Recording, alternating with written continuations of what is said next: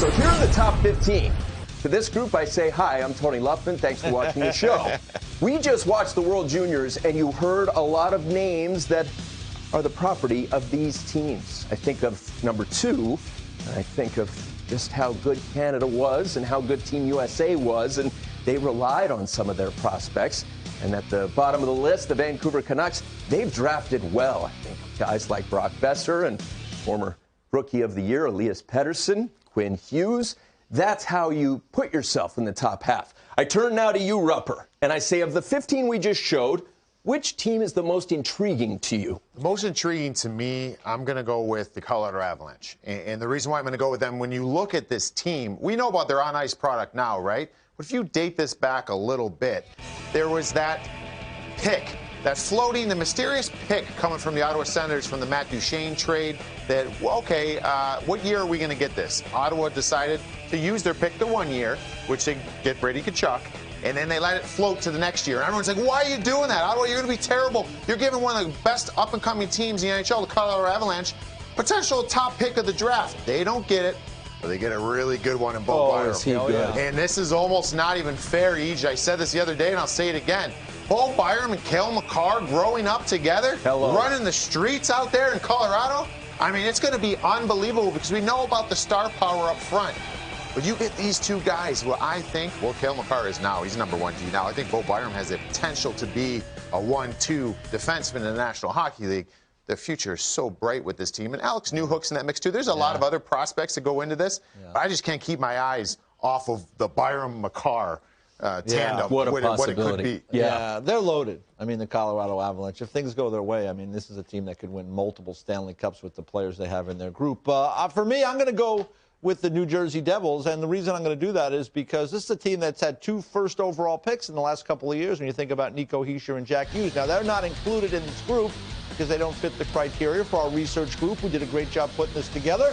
But you see there, Alexander Holtz, we saw him for Team Sweden over at the World Junior Championships there, and a goal scorer. Ty Smith was a first-round pick in 2018. He's going to be a stud. And he's a guy, they've been waiting on him a little bit. Remember, he almost made the team out of his draft year, but they wisely waited. He's not the biggest guy. They wanted to give him some time to grow and develop.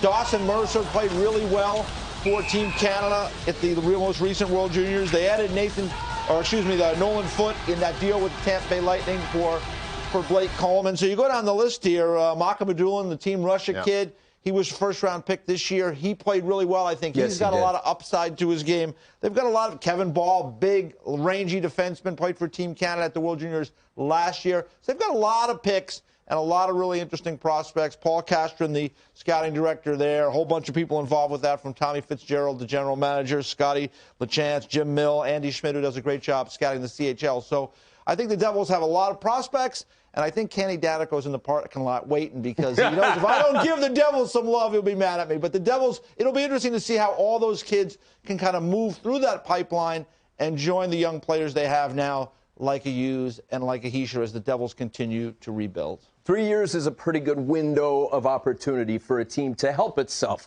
through the draft. And when you look at the teams that have been able to make an ascent, they tell us something. This one in particular, the Anaheim Ducks. Remember when they won all those division titles in a row? Well, now look at what they've done with their prospect pipeline. 21, then 12. This year, number 6. And they've got Muhammad Ali Gris. Before the Canada game, he stood there and he delivered on the big, bold words that he said. They haven't faced a team like us. We all watched it. We all experienced it. The Ducks, not just Zegras, but they've got a host of young talent where all of a sudden the only guy they have left from the 07 Cup winner is Ryan Getzlaf. It's time for them to move forward. They've done that. How have they been effective in doing it? Well, they've done a good job because some of the guys, and we said it at the top of the show, they aren't on this list. They have some really young players that just didn't qualify for what we're calling a prospect. Comtois, Troy Terry, so you got those guys are good, and they're there, and they're ready to keep developing. When you look at that list now of the players that are on it, and again, you got to go back to Zegras, what he showed and what he can be. But Jamie Drysdale, I love that pick as well. Sure. So Zegras is just a player that What I learned about him is his attitude that we saw. He's a fierce competitor. Swag. Not that I didn't doubt that before, but I didn't know that about him. And now you hear him say the things, the way he reacts on the ice. That's a leadership quality that you want on your team. So he's huge. And then Jamie Drysdale's the other one that stands out to me the most. Yeah. Yeah, no question about it. I mean, when you have an elite center forward like Zegras, and then you add to the mix, you have a young defenseman as well like Jamie Drysdale, right shot kid, can make things happen from the blue line. Those are the pillars of teams that win championships. I mean, when the Ducks were winning, think about it. They had, they've had Getzlaf as a big-time center. They had players like Niedermeyer and Pronger be there. You have that big center. You have those really high-end defensemen.